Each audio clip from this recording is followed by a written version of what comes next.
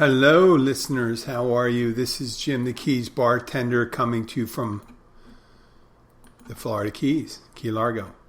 And how are you today? You know, since the pandemic, whenever I got sick, I always thought, when I started showing symptoms of something, I always thought, is this going to be it? Is this going to be the thing? I used to get, once or twice a year, I get the cold or flu, something like that. And usually lasts 24 hours, 48. And it's either it gives the stomach bug or something else. It's usually like a headache, a little stomach distress. Today, it was fever. But it was 4 hours. And that was it. And as soon as I got it, I thought, oh, shit. It doesn't mean, just because I'm vaccinated doesn't mean you can't get it. It just means it doesn't get serious. But I didn't want it, it means it reduces the chance of being life-threatening. That's one of the main things. The efficacy is a certain percentage, and then the 100% are not, you could get it and not have to go to the hospital. Why this wasn't even like a bad stomach thing in the morning, but that's what you think automatically, right? If it's always taking it to the nth degree, that one thing, and it's not a good feeling. It's not a good feeling thinking that you're going to be out of commission, something's out of your control. I had that with my getting ready to get my surgery done by the end of in 2020. The surgery on my parotid gland to get that growth removed. And it was there, it was growing bigger, and I could feel it, and it just kept on bothering me every day, and I just wanted to take care of it. So being ill is different. And usually if I get really ill, like I did a couple of years ago, I got ill for like a day. It was about 4 years ago. It was interesting timing because it was Christmas break for my daughter, and we were closed on Christmas Day, and I think I had off on a Tuesday, my normal day's off on Wednesday, but Wednesday we were closed. So I had 3 days off. And I think on Christmas Eve, one of these days I got sick on my day off. And it lasted about 18 hours. Stomach issues, I won't get into details. But leaves you powerless, and you don't even think about it. And one of our listeners, Sean, was telling me about having COVID and not being able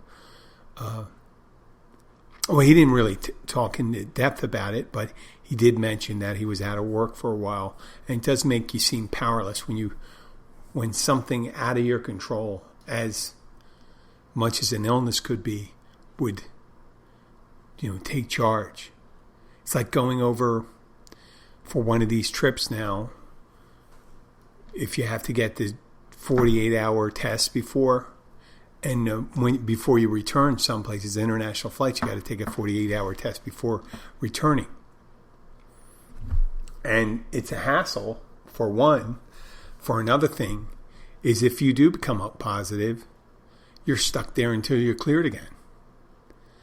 So there's really nothing you can do. And if you get a test that comes out says it's positive, how many tests can you get? Is it financially feasible? I'm going to pause this right now. This is the wife calling. I'll be right back. Okay, we're back. Yep. Yeah, there's only a certain amount you got to be on the phone with the wife. You don't want to just say, hey, get off I am doing my podcast. And there are literally tens of people waiting to hear from me. No. I told her she was concerned about my health. And I was too. What am I going to do? And it just, and get back to the thing, it just sucks to be out of control of your own destiny. I guess that's injury, sickness, legally. It's just, and it's right now, we're in the Keys, and it was a great day to be not feeling so great because the weather was kind of soggy. Started out downpours and muggy and cloudy all day. And half the day was, you hear thunder and all that stuff. So it's nice to get into our rainy season. I know I have to cut my lawn more often, but it's better. I don't know. I'm just not a fan of the dryness down here sometimes. You like a desert, sometimes not. Well, it's always kind of humid, but it doesn't rain. So it's better that it rains. But then you got to worry about the mosquitoes. Well, worry. What are you going to worry? Why worry about mosquitoes? Right? You either have them or you don't. And another thing here, they have the GMO mosquitoes. I don't talk about that much. It's been about a year and a half, and they're getting ready to release them. And my gut feeling on GMO mosquitoes, the genetically modified organisms, was what they do is they're making the main mosquitoes that are most involved in human transmittable diseases for mosquito to human mosquito-borne illnesses would be the Aedes aegypti. That's a type of mosquito, and other ones, because a lot of some mosquitoes don't even favor humans. I know, it's weird. Some mosquitoes only exist around humans because that's where they like to feed, or the type of animal they like to feed on. So with the GMO, they were talking about this for over 10 years. And what the thing was is that they would create a sterile male mosquito, release it, and this way there would be unfertilized eggs. I don't know if there would be eggs. I don't know if you need to have a fertile mosquito, male mosquito, to produce eggs. But I know you need a fertile mosquito to produce offspring. And their idea is to get them to be the predominant ones down here, and it would wipe it out. Now that would be changing a link in the food chain. That's not killing all mosquitoes. And a lot of people, when they hear genetically modified, they think, oh, geez, they're fucking around with science. And they don't want it. But the only other choices is that they dump a shitload of insecticide. That's some pretty bad shit. And they got to really dump a lot in order to control the mosquitoes down here. Because wherever you have you're in the subtropics or tropics, or in really moderate, almost any place in the world, when you have standing water and the temperature's over 60, you can have mosquitoes.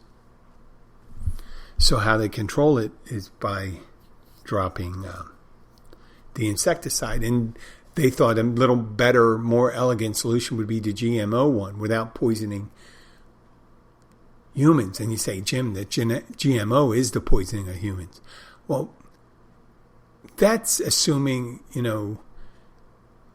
there's all sorts of things, but it's much worse dumping insecticides and poisons on people than trying to intervene in the life cycle of a mosquito. And it made jokes about the GMO mosquitoes and stuff like that before. People take it personally, they get upset. People get upset about the vaccine. One of our famous vaccine deniers, also flat earther, you heard me talk about before. He was telling me, and a couple other people at the bar, that if they got, I don't know where he gets his news from, but that Fauci admitted that everyone will be dead who received the Pfizer vaccine in 3 years. This is the conspiracy theory, that it's there to kill people. The main thing. They just want to kill lots of people. Which, okay. It's a theory. And so once he said that, I said, you really believe that? He says, well, I got it, and this guy got it over here, and these people got it. So we were just waiting. I said, okay, what are you talking about? And then all of a sudden he started talking about 5 years from now, and I said to him, and this is real. This is not a thing I thought about saying. I said, you can't say to us or talk to us or ask our opinion about 5 years from now because you just declared us dead. So why should we ever be concerned about anything that would happen in 5 years? If you're saying that we're dead already. And I mean, just looking at him and he goes, oh, well, now I just fucked up one of my talking points whenever things are changing and pretty soon. And how long? How long will it be? If he says 2.5 years and so, well, I'll be on my way out. So I really am concerned. But if he says anything after 3 years, I'm like, say, it doesn't really matter to me, to you. The same guy that said Earth the gym, with the idea that the Earth is flat and all the lights and everything out there are just special effects. And then the water's kept on the globe because it's flat. Because try to pour water on a basketball. That's just real low-tech science. He goes, it's like the one from Monty Python, where, and it's a scene in a movie called Monty Python. Monty Python, for some of you younger listeners, was a comedic group, sketch comedy out of England back in the early 70s. And you know about all their movies, Life of Brian, Monty Python and the Holy Grail, The Meaning of Life. One of the guys from it did the movie The 12 Monkeys, with Bruce Willis and Brad Pitt and Madeline Stowe. And there was a bit in the movie Monty Python and the Holy Grail. And the main character comes across King Arthur, is looking for knights for his quest, because he's looking for the chalice, the whatever the thing, the thing that he's on a quest. And I forget that. I was always so feeling that. But whatever, the chalice, the Christ from the Last Supper and all that stuff, that's what they're looking for. And he comes across one of these knights, and it's medieval England setting, and he has a woman on a scale, and he's using scientific method to find out if the woman is a witch. And what they did was they strung a carrot on her nose, make her look like she was a hag. And he pulls that off. And he says, well, she's not, the guys that brought her along, he says, that's a carrot on her nose. She's not a hag. He goes, well, she's a witch. Burn her, burn her. They're all yelling, burn her. But he goes a roundabout way, talking how he's going to weigh a duck and the witch. And if a witch on what's made of wood, and does wood floats and a duck floats, and they said, and what they used to do is toss people in the water if they floated. If they were able to swim, they were witches or sorcerers or in league with the devil. Just because you have a little ability, If you're able to do something with your left hand, probably they did that for witches. But it's like circular logic where you don't only have a limited amount of science you're allowed to use, such as pouring water across a globe. I can imagine in the creationist in the creationist science class, just visioning. If there was a way I could just do that, the squiggly lines of imaginings. And then you think about them pouring water on a baseball, a basketball, expecting but try to explain gravity to them. There's only two directions when you're near gravity. And that's towards the pole or away from the pole. Towards the pole, you're letting gravity take you down. And away from the pole, you're resisting the pull of gravity. And that's up and down. And up and down goes directly to the core of the planet. And that's pretty much it. And that's what water looks for, the up and down. It doesn't look to go left and right. Locally, it'll go left and right. If you had a plate and you turn the plate left, yes. But you put it on a flat surface and spread that flat surface over hundreds, thousands of miles, it will match the curvature of the Earth, and that's its surface. People don't realize that. There's even a curve in a plate of water. Here we go. Oh, that's a scam caller, so I'm not even going to take that. Oh, I'm going to hang that up. It's probably saying something that your car warranty, records that show your car warranty is out. You know, you can save enormous amount of money, blah, blah, blah, blah, blah, blah, fuck. Or something. Or some tax thing. Holy shit. Has it been getting bad? It's still amazing to me in this day and age that as a person, we do not choose to have, we do have to choose to go and get the identifying materials that make our financial and working life easy and be able to go to education. We have to go and get our Social Security card, and we have to get our driver's license, state issued driver's, other identification cards. But when it comes to credit, they're issued by private companies. And private companies do not have any control over us. They do have control over us, but that is against I'd have to say, the spirit of the law. Because if someone fraudulently received credit under someone's name and it's not that person, I would just say, it happened in Texas. I live in Cleveland. I have never lived in Texas. So I'm not responsible for you sending a credit card there, whatever you are, Citibank is. You're responsible for it. And I should not have to deal with the repercussions, but you have to deal with the repercussions. Right? How do people get your credit? It's because of weakness in the infrastructure, online infrastructure, sometimes. Sometimes it's the dirty way of doing it. When I say the old dirty way, it's just copying someone's account number or finding their Social Security number or birth date and all their passwords. Or other ways, it's online where they're able to hack and get the information. But either way, someone else was the guardian of that information. When someone asks you for that information, they are responsible that it's kept. And whenever there's a hacking incident or anything, companies scramble to explain away their liability.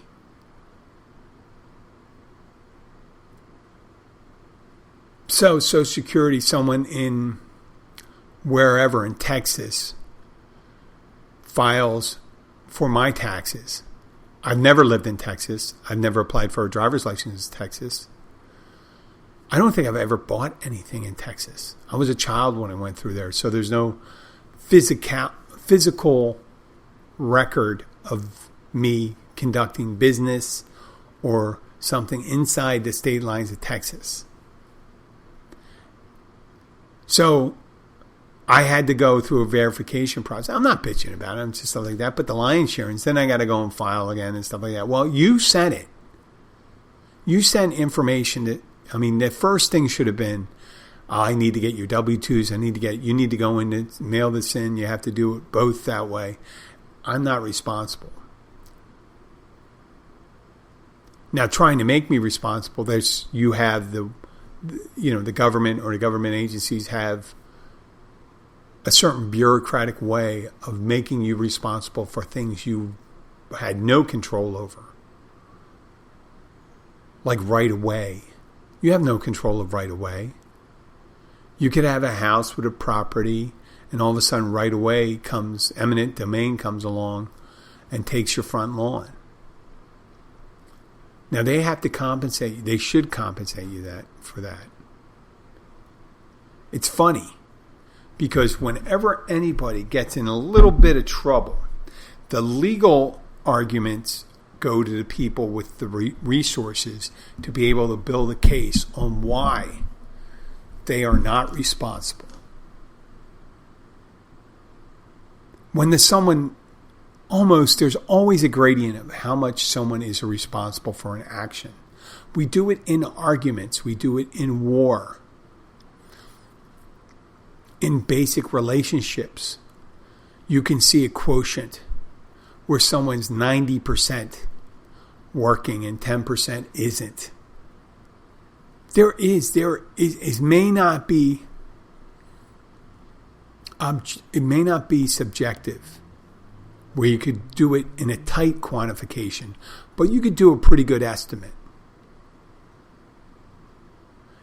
When there's hostilities around, that's where juries, when there was assault, and you say, well, they started an argument, and so threw the first punch, and then so grabbed the golf club, then so took the golf club and bashed this person in the head several times. The person gets bashed in the head, they parked their car in a spot that person was waiting for, maybe. And they may have said something. So they may be partially responsible, meaning they did get in an argument with someone. But the lion's share of the activity occurred with the person that not only got in an argument, but took the golf club and beat the person senseless. I'm going to add senseless to it. I know, it's not a very upbeat show. I shouldn't do that. I guess it's because it's cloudy and stuff like that. But I get so excited. It's a half hour before I have to be in work. I just want to get these things out. This is my audio diary. I'm getting ready to go into work. I know what to somewhat expect. I have a 30% expectation of certain people being there. With the weather being the way it is today, I imagine there'll be one or two fishermen there. There'll be some of the locals, the happy hour crowd. One interesting thing happened over the weekend. We talk about responsibility once again. Over the weekend, a major telecommunications company had a technology failure here in the Keys, and several restaurants were affected. At least 4 or 5 that I know of. And the one I work at didn't have the landline or the business DSL, it would seem. And that went down Saturday night. We had to start processing it by hand. I think it was Friday. Well, there's another spam caller coming in. I'm going to hang that up again too. 260. But they didn't have it for Sunday either. And they were going to send a tech when they talked. The owner talked to somebody. They said they're going to send a tech on Tuesday. Now Monday morning, I open up. I go in and I unlock and go in there. And the first thing I did was look at our Wi-Fi, and I saw everything lit up green. And I picked up the phone, and there it was. Now, what happened on Saturday night? It seemed to have resolved itself by the end of the night with most of those restaurants. You don't hear about anybody else. And it became an isolated event for our restaurant. And they're saying it's happening at our place. And they're going to send a tech because it had to be something particular about ours. Now, this is where they must think we're stupid. Because they said they're going to do something, they're going to send some kind of signal, do whatever they're going to say. It's kind of like one of those guys is water diviners that would walk around with a stick and say, listen, I'm going to do this, I'm going to find your water, I'm going to divine water. And it's dry ends using this fort stick. And that's what they're telling us. We're going to send this signal, see if we can clear it up or something like that. So they couldn't do it on Saturday night. They couldn't do it on Sunday. We had shut down, for some reason, why we shut down that main junction point for the DSL coming in. So that we lost our Wi-Fi, we lost our credit card processing, we lost our landlines. And we're writing these old-fashioned 1980s, the old sliding card, carbon. And people are looking at it and go, what are these? How do I fill this out? Matter of fact, 8 years ago, a company sent me a shitload of those things. I'm like, who uses these anymore? Why are you giving it to me? It must be a warehouse full. And you say, oh, you think you're going to do, 50 transactions a year? Here's 1,000. That's what they did. So I had this 1,000. I'm talking about, I think I gave them I think they were using them. It's funny. I think I gave them to the company I work for now. So they were using my old ones I had left over from my company. But on Monday morning when I come in and open up, it's all lit up. And there was no tech there. So it resolved itself without a tech showing up. So does that lend itself to something we did or something they did? It sounds like something they did to resolve itself. Usually things people do don't resolve themselves. It's much like getting a diagnosis for a rare disease, right? And you're the person that contracts it. And you say, well, all the tests point that it is your disease. And before you get treatment for it, all of a sudden, it disappears. And it was 100% deadly.